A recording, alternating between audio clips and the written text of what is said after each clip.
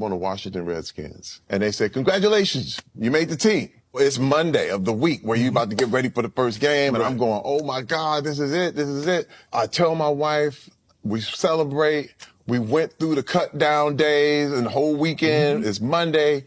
We go to practice. I practice all day. My wife, while I'm in practice, she checking my kids in the school because we had to wait until I found out if I made the team. Right? I'm so happy we made it. I go to practice. I go home. I'm tired. I come home. And they say, hey, man, come back up to Redskin Park and bring your playbook. Wait, I had signed my kids in the school. I said, wait, but I went through the whole cut down. Bruh. I said, wait a minute, y'all joking. Somebody playing with me. Like Monday, I'm preparing for the week. Brought my playbook up there. They said, we're going to let you go, man. On that Tuesday, which is the NFL day off, they brought another linebacker from another team. And I was sitting out there the whole time. And I was gone. That level of pain, and my wife is looking, and she's like, but I thought we made it, babe. Dude, I get choked up thinking about it right now, man. My kids are like, so I can't go to this school? I'm like, we're going to work something out. Dude, I sat the whole year. Didn't get picked up. Tried to find ways to make it work. Nothing. Dude, you talking about a level of like, and then I was stuck in the city where I got cut from, because you can't just hop up and leave. I'm there with my family. I'm moving with my parents. And so I'm watching the friends are like, hey man, yeah, I'm calling, hey guys, what y'all doing? And they're like, we got a game. Wow. Okay. Yeah, I can't hang with them no more.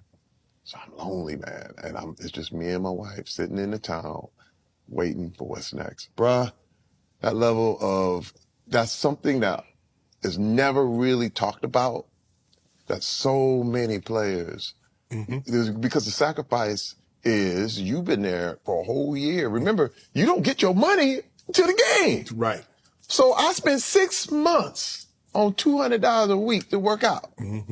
And just knowing, just giving, you risk everything so you can make it and so you can at least get that game check. And I didn't get that. Once you're in the NFL, you at least see it. You see the money. You see the stuff. You're like, man, I'm there. I can touch it. And then the nice cars and the jewelry. You see the cars pulling out the lot. You see the jewelry. You see the people living the life and the press. And then all of a sudden, but it's gone. And it's gone. And I said, man, look, okay. I said, imagine if someone was going to give me $1 million to sweep this floor. How would you sweep it? And these are the little bitty mindsets and I remember I was like, okay.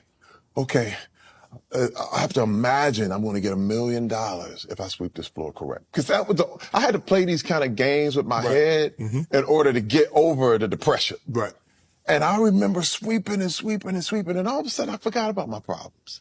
I forgot about it. In fact, I was doing something about my situation. And I decided to do that about every menial job that I ever had. I was filing papers that fell over in the Veterans Administration, all the papers that fell over in the Northridge earthquake. I'm filing papers. I'm doing this. Then I started doing security for movie sets. But it wasn't like, bodyguard. It was literally, I'm standing outside on the parking lot, watching with a flashlight, watching it. But what I said is, what if someone gave me $1 million to watch this parking lot? I could make sure I had my batteries and my flashlight. I ironed my clothes.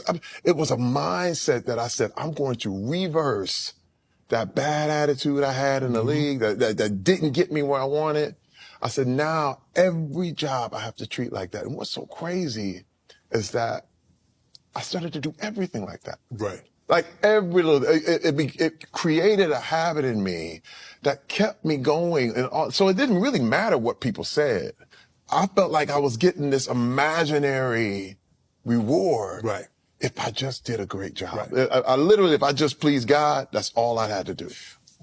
But you mentioned depression. Yeah. Because here you are, you had spent 5-6 years in the NFL, and now you're sweeping a floor in a warehouse or a factory and you're filing papers. So how did that mess with you mentally to know that you had a chance and you saw everything, all your dreams could have been solved, even though it wasn't the path that you really wanted to be on, but a lot of your things could have been solved had you just did that. Yeah. Well, it was one of them things where my wife literally, because the depression is real. Mm-hmm.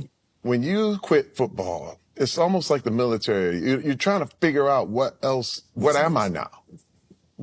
How am I going to continue this? Now, and I have to say this too, and so many ball players never figured it out, Shannon. Mm-hmm. I mean, I'm 55.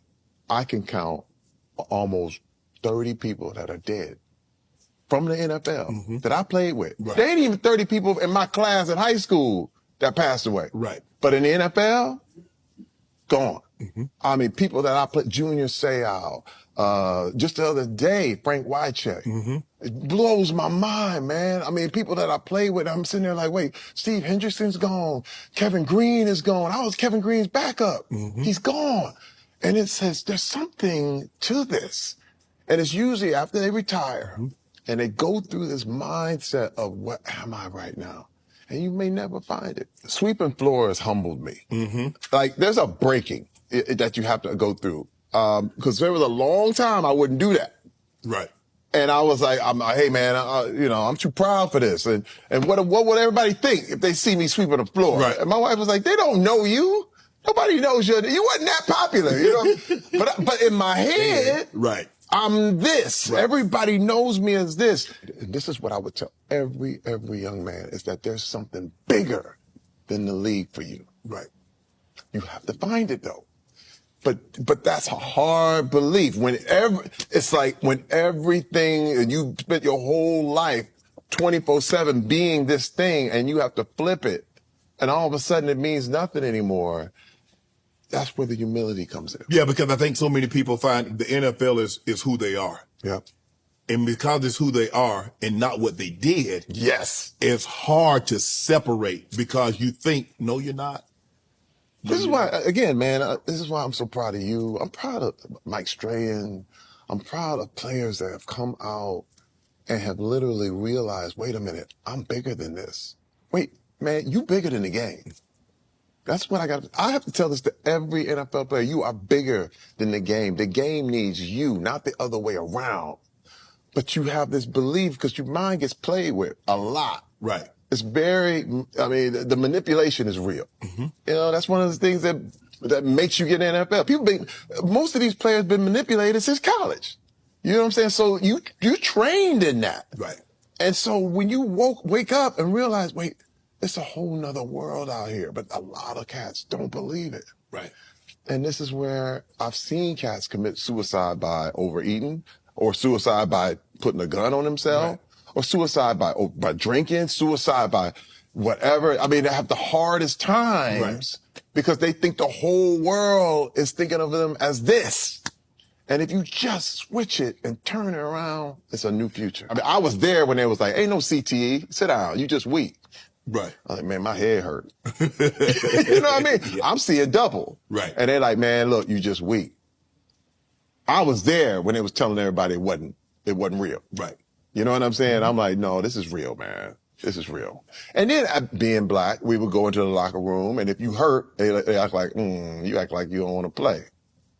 I'll say, hey, man, first of all, the white kids get hurt, and they're like, yeah, he's hurt. Right. But they never ever treated any black guy I knew in the locker room like he was really hurt.